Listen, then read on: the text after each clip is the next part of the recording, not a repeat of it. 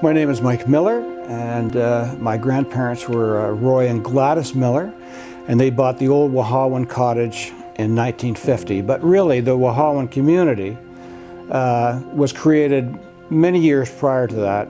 About 140 years ago, there was a settler, Thomas Brown, and he bought a couple of hundred acres here in 1873. The property went from the lakefront over to Grandview Lake and comprised about 3,200 feet of shoreline, so a considerable asset for the gentleman. He built a settler's cabin in 1874 or so, which is on the site of the old Wahawin cottage. And in 1902, he upgraded that to be kind of more cottage-like, and he sold it to William James Green, a Toronto stockbroker that lived in Rosedale.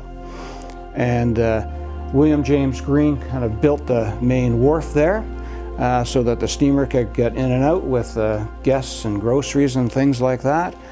And in the next few years, he built 3 more cottages, so really creating the Wahawin community. My name's Dave Dolphin, and I'm grandson to Roy and Gladys Miller. I'm Doug Dolphin, and I'd like to give you a little background of my great-grandfather and his wife Ella. John Miller moved up here in 1910, bought a cottage. They had 5 boys and spent many summers up here. One of the boys, Roy Miller, bought the cottage next door, and then in 1950 they bought Wahawin. The fireplace, again, like I said, was the focus, and it heated the cottage both upstairs and main floor. The interesting thing about the cottage, when we moved in, they had, the previous owner, Greens, had servants and that, and there were buttons on the door frames that would ring into the kitchen or out at the garage and the upstairs. What we found fascinating was there was a floor button at the head of the table, the dining room table, so that he could push the button. And I remember getting there and being younger. So Douglas, in a sense. I'd be pushing the button, and I'd say, Mom, this doesn't work. So like out of a James Bond movie, like if you don't like it, you hit the button, you drop through the floor type of attitude thing. So, it was pretty cool back then. Mom would give me the dirty look like she's the one that's supposed to respond. Jeez. My father, once he retired, well, he was always into gardening, and that was the highlight of his each day, was getting out and planting flowers and along the front of the stonework and down the steps in the front of the cottage. Just at the back, it was just, very, very well done, and he had a green thumb. Oh, you think? Yeah. David and I did the grass cutting, and he did the flowers. Yeah, I'd get a call in June. You haven't been up for a couple of weeks, and the grass needs cut. Okay, Mom, on my way. I've always considered it as his father and his father, my grandfather, insisted that everybody works for an hour a day first thing in the morning. The other cottage, my job was to put in the ice into the ice box. And digging the ice blocks, frequently the ice blocks weighed more than I did. But my chore over here was splitting firewood. Spending an hour a day splitting firewood for that fireplace and one in the other room. Early life, I think we spent a lot of time with the sailing club. So David Dolphin would pick my brother Jim and I up and take us in his tin boat over to Bigwin Island, where the club was at that time. And so we were sailing the big albacores and having fun. We were in the morning class, and then there would be an afternoon class. So we would spend half of our days there. We had the sailing club move to the Glenmount area, to the tea house. But the nice thing about the tea house is it was a party place for young people. So, the 14 or the 12 to 14 and 15-year-olds had somewhere to go on a Thursday night. So they had what we called Thursday night dance night and brought all the kids from all over the lake to sort of party and dance, and we had a great time. The sailing club was a big part of my life. I would, in the latter part, I would sail in the morning and then meet up with a bunch of friends, and we'd water ski for the afternoon. There was 4 guys. There was Dad, Peter Thompson, Hugh McFarlane, and Mr. Points? Dan Points. Yeah. And it was conceived on the front porch of our cottage. Yeah. And why they did it, they just felt that the kids need, and it was the most brilliant thing, because there's my fondest memories. That sailing club just brought the lake together. Incredible. Because I remember as a little kid going to sailing clubs.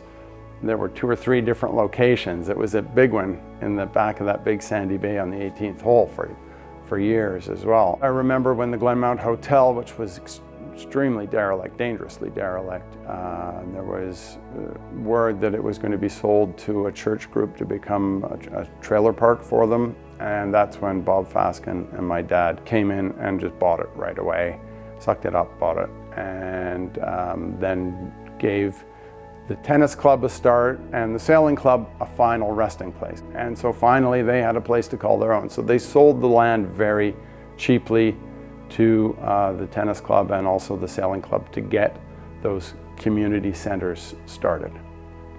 The biggest problem was how to get in here in the winter.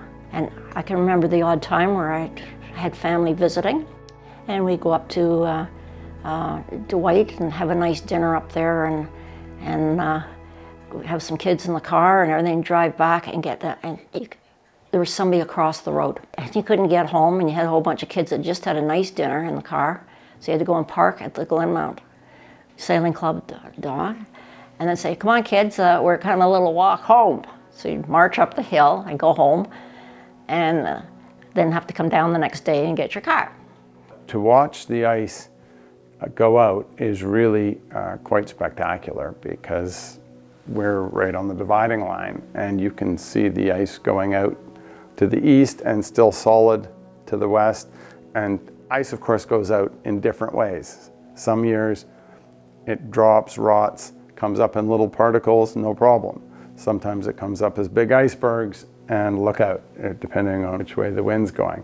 But it's all fascinating to watch. One of the most exciting things to watch, interestingly, when I was visiting the Ayers one Christmas time, is that watching the ice go in on a crystal clear, dead calm night, and the crinkling sound it makes, and you watch the ice creep as it forms over the water. And if the wind comes up too soon, boom, it breaks apart. It has to start again another time. But if it doesn't, and it can make it till morning, that's the beginning of the ice layer. It really, the 4 seasons are fantastic. My mother in particular loved indigenous plants, and I can remember all my life, and I still do it today. My kids hate it. If I see on the side of the road a black-eyed Susan or a forget-me-not or a field of something, I'll stop, and as kids we'd have to stop and dig up a few samples and then come and plant them. So we're surrounded by all these indigenous plants that we've painstakingly or irritatingly, depending on your age, have collected from different spots around and about the countryside over the years. It never comes without a price. Everyone still has to help do a few chores. Just let me tell you one story about the chores my dad would lay on us. We came home about 4 in the morning from some party somewhere, and about 8 in the morning, underneath our window, he starts the chainsaw, and my brother and I were looking out. I go, "Dad, what are you doing? Shut that off." And he looks up, he goes, "Oh, you're awake. You better come down and help me. I got to cut down this dead spruce tree." There was always stuff to do, and the poor old guests, they usually get handed a little something to chip in, because to keep a place like this going, it's just a never-ending little bits of attention to detail here and there. Otherwise, a little problem can become a big problem awfully fast. My wife and I have restored 7 properties over the years, mostly in England, so it's really a passion of ours, and She is very dedicated to the upkeep of this property. My brother, bless his heart, is here not enough, but whenever he's here, he just works from dawn till dusk, doing whatever he can to ensure that the house is in great shape. And my sister, well, she's here most of the time, and so it's an ongoing battle, fighting the bush back and trying to keep the house up and together. So there's a real passion on everyone's part. All the grandchildren love coming here. They love getting together. We have wonderful pictures of them all together at the end of last summer, actually. So it's a very special place for the whole family. And as the kids mature, I've noticed the older they get, they get it. They'll muck in. My parents built a tennis court just about 40 or 50 feet from the house, and I think it was very clever. They said that if it's not near the house, it won't get used. So it's got to be right here. And man, were they right. This court has been used so many times over the years. We've had fantastic, huge weekends, great dinners. Dinners here were always served at 9 or 10 at night because there was so much activity that until there was not an ounce of light left, that's when you could come in and eat. And it was super fun. They actually, I think, put about 120 truckloads of gravel. They dug all the loon shit out and put gravel right to the bedrock. So this court will never move. It's there forever. And interestingly, you'll see the foundations of this house are vast sheets of bedrock. It's built right onto the bedrock. My dad loves his trees. He planted apple trees on the far side of the tennis court, and the bears love the apple trees as much as we do. So often we're out playing tennis and a bear will come in, and it's hilarious. We once had the biggest black bear I've ever seen, probably 350 pounds. And how they don't break the apple tree is beyond me, but they climb up. It's like a bear in a tutu, so delicate, and he eats every apple, and he eats all the little twigs too. So we get a pruning job at least for the next year. And so we're all sitting quivering behind the tennis fence watching this, and here's a guy in white shorts and shirt with tennis balls, and it's my dad, and he's running around the tennis court, and he's whacking balls at the bear. Get out of my apple tree. Anyhow, I had a lot of fun there because I had my ladies' clinic, and there were people like Eleanor McMurtry and Betty Govan, and what cards they were. And I remember one day they're all queued up and I'm showing them how to serve, and a black fly goes on my leg. So I throw the ball up, I do this, scratch my leg with the other foot and serve. And Betty Govan goes up behind me and she throws the ball in the air and does that and then hits the serve. Yeah, those were great years. There were other builders, and they settled on Lloyd Green. And Lloyd Green became a friend of the family, but you're looking at a piece of his finest construction. Mm-hmm. And he became a great friend of the family, and he knew when to improve the design a little bit here and a little bit there to make this place a little stronger. He built a shed, and there were 3 sections, and they were all open towards what is now the garage, and it is the first part towards what is now the boathouse was for dry goods, for just storing things in, like bags of cement or unimportant things in there. The middle section was a horse stall, and that's where they kept the horse with the door closed to keep the wolves from having dinner on the hind end of the horse. The last was for important things like its tools and anything of value that was going to be used later on. The house is reputed to have begun construction somewhere between 1911 and 1915. More likely earlier than later because the First World War, 1914 to 1918, they did definitely stop construction so the men would be able to go off to war. hence the completion date was around 1920. All the materials, the stones came from the land. 6 different types of wood all came from the land, was floated down to Baysville. I hear some went to Huntsville as well, was milled and returned. The wood, which was milled twice to quarter sawn the interior panels, large planks, which is a big job. It gives it a slightly rough finish, but it's a very specific finish so that it has a natural look to it. Growing up, if I may, with my father being in the marine industry and being a young teenager, my mom and dad talked during the week, and I'd be up for the summer, and mom would say, David, Dad's bringing a boat up, but I don't know what it is. And I couldn't wait for Friday afternoons. Like, I'm getting even emotional about it. It was just amazing because he'd come up with a boat from the Canadian Water Ski Association with 2 Mercs on the back, and you could haul 12 people on skis. Or it'd be one of the Carlsons with a jet-propelled rear end on it, and it was just.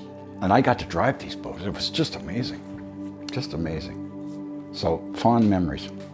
Since I arrived here 3 months old and spent every summer here since then, until the cottage was sold, I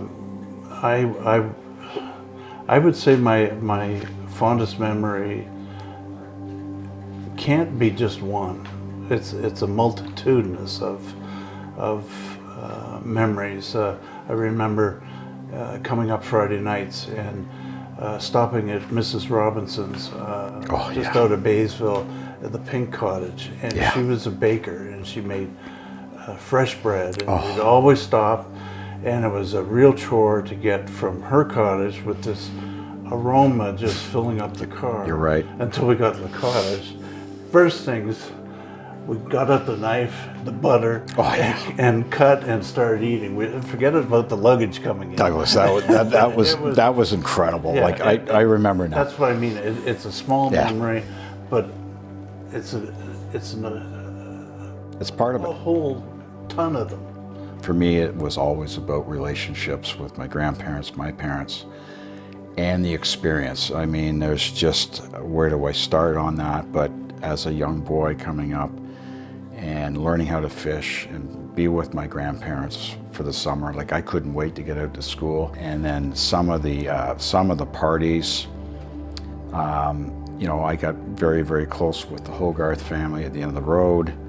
And I would have dinner with Mom and Dad, and then I would say bye-bye, and I'd go to Hogarth's, have another dinner, and then at 11 o'clock we'd find out where the party is, and it was 4 o'clock in the morning, whatever. It's it was just incredible, the stuff, and I'll never forget it. And I feel very privileged that I had it.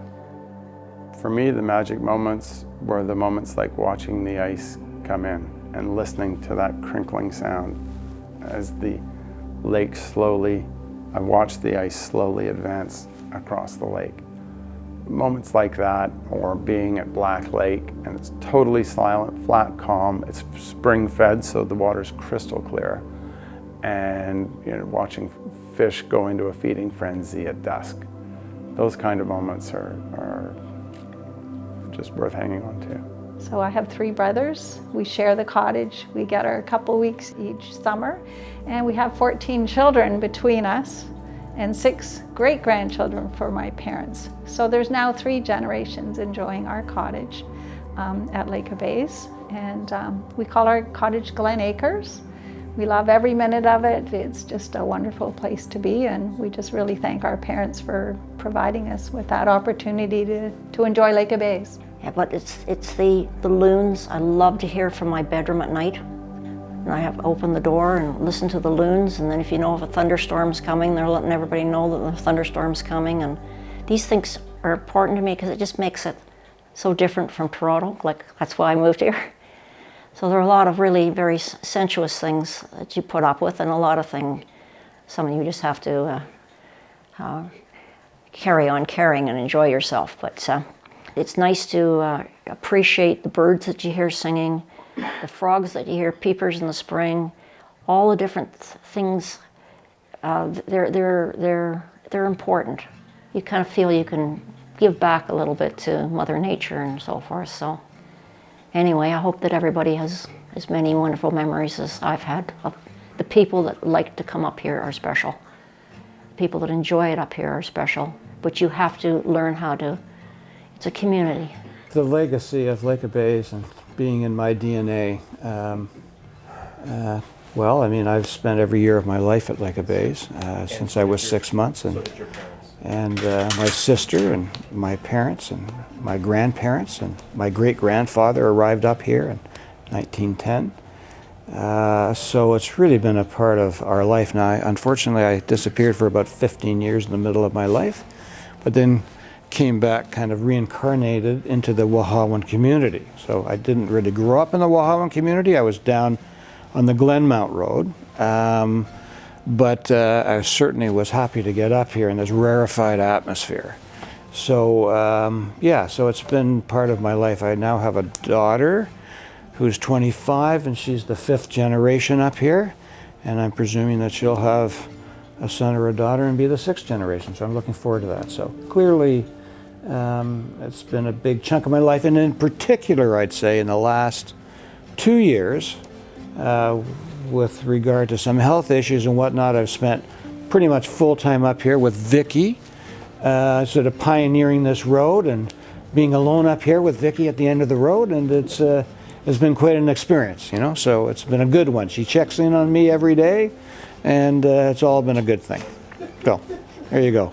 What Lake of Bays means to me really is growing up with all my relatives up here. So all my cousins. You know, my first cousins on either side of my family had cottages on kind of either side of my cottage.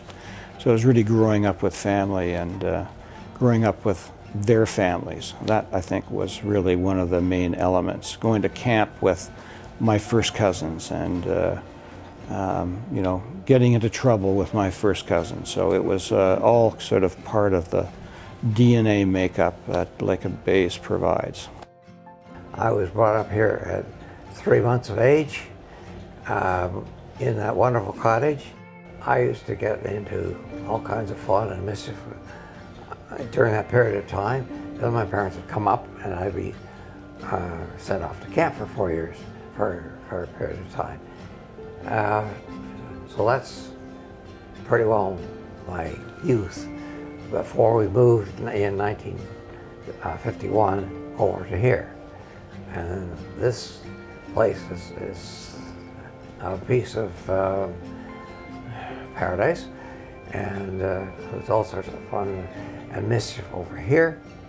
In the month of February, it got extremely ton of snow, and then it rained, and then it froze, and there were suddenly 12 wild turkeys decided that we might be able to help them out. They were desperate for food, and they came and pecked on my windows.